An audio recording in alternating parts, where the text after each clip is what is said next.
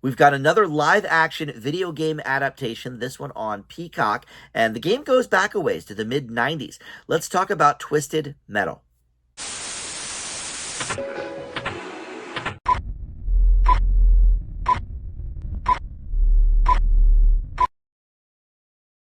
Hey guys, Dan here. This is Dan Reviews It. Welcome to my TV review for the Peacock series Twisted Metal. This is, of course, based on the very popular Sony PlayStation game from the mid-90s. And the franchise ran for a while. The most recent game, I believe, came out in 2012. But this is definitely, one of the big hits of the early days of the PlayStation. And Season 2 has already been approved. Just a few weeks ago, we got word on that. So hopefully they'll be starting production on that soon. And perhaps in 2024, we will see Season 2 of Twisted Metal. But for now, you can check out all the episodes from Season 1 up on Peacock. Before we launch into the specifics, though, of the series and my thoughts on it, let me welcome you into Dan Reviews It. Thank you for finding this video. We do movie and TV reviews here on the channel, and just about every day I post something new. So there's always a lot of stuff to check out, and check out the playlist on the homepage as well, because that will sort of streamline things for you, if you're more about the movies or more about the TV shows or some of the other, content that I do, the Masked Singer or the Connors or whatever. You can check out all of those playlists on the homepage. Please consider subscribing and like this video, comment below, all that stuff, of course, helps the channel out. All right, so Twisted Metal, look, this was not really in my wheelhouse for game playing, so I don't know necessarily the ins and the outs of the game. I knew sort of the basic premise, which this show does, just fine, but this review will really be based on the series itself and not necessarily how it compares to the video game, because I honestly don't know.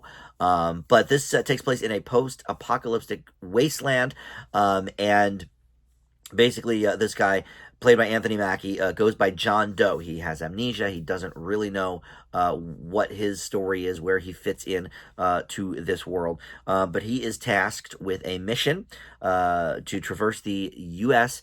to deliver a mysterious package with contents he does not even know. And on the way, he meets up with someone who refuses to give him her name, so he just calls her Quiet, and that is Stephanie Beatrice from Brooklyn Nine-Nine. And we also have Thomas Hayden Church, Will Arnett, Nev Campbell in supporting roles in this. And basically, kind of like the game, they have to, come face to face with a bunch of, random people who are trying to kill them. And the main sort of purpose, I guess, for this game, and hopefully we'll get to this in the series. I'm only 3 episodes in, but is sort of the big, like, Twisted Metal showdown kind of thing, where the name of the game is just car destruction and that kind of thing. Haven't really seen much of that so far in this show, which may be a detriment to people who played the game. I don't know. For me, it was fine. So this is a pretty good show. I love Anthony Mackie always. He's been a great part of the Marvel universe, and anytime he branches out into other things, it's fun. He has a good sense of humor, and this character does as well. This is what I would definitely say is an action comedy, or something in that vein. There's not even that much really action maybe yet, but I think we'll get to some of that as the series progresses. So, you could say it may be moving a bit slow at this point, but, they're sort of setting up the world and that kind of thing. So it's to be maybe expected. These are only half-hour episodes, too.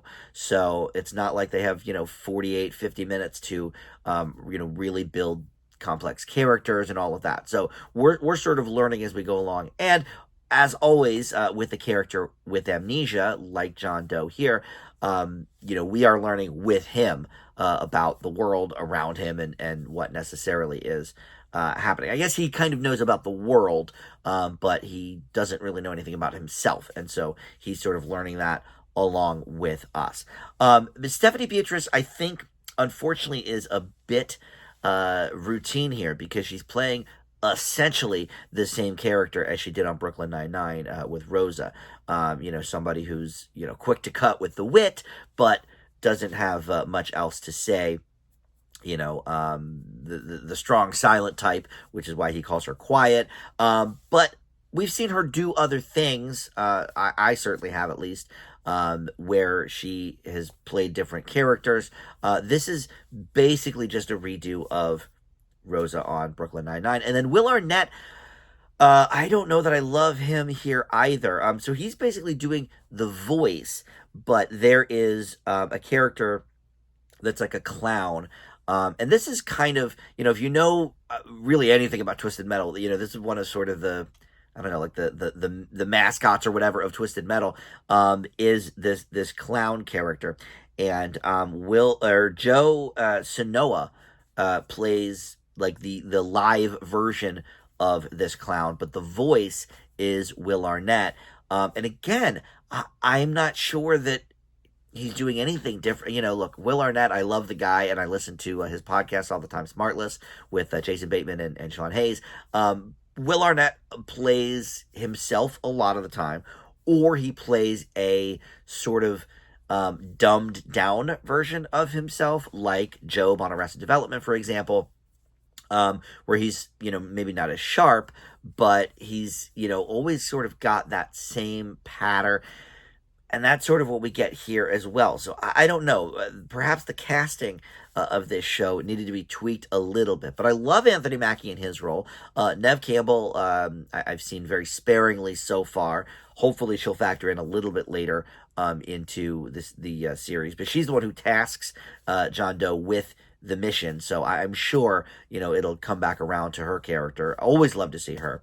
But so yes, some of the side characters I like, but yeah, Stephanie Beatrice and Will Arnett, I'm not sure, if they're giving us anything different, that we have not seen before. But Anthony Mackie really sinking his teeth into this role. He's always good in sort of these more action-oriented roles with a wink and a nod, a little bit of humor. And then the world building. Look, they've got so many games to build from, that it makes sense that this world would be fairly fully realized, right from the jump. And since there are so many games, maybe this opens the door to having different games represented in multiple seasons. I'm sure each of the games has a different sort of story arc or whatever.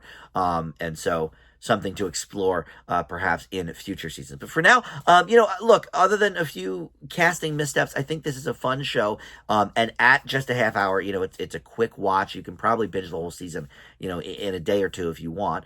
I leave Twisted Metal with a B.